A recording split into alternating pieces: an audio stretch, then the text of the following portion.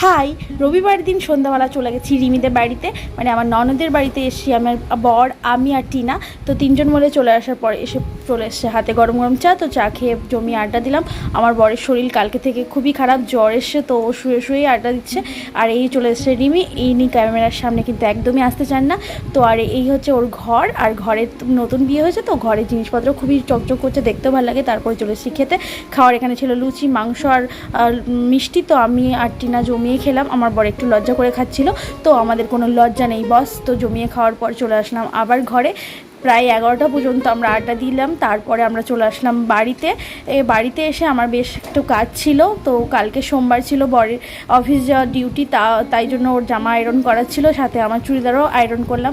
তো এই কাজটা করতে করতে 12টা বেজে গেছে। তো তারপরে ভীষণ ক্লান্ত শরীর নিয়ে চলে গেছি শুতে। তো আজকের ভিডিওটা এই পর্যন্ত। ভালো লাগলে like, comment, share, subscribe. By.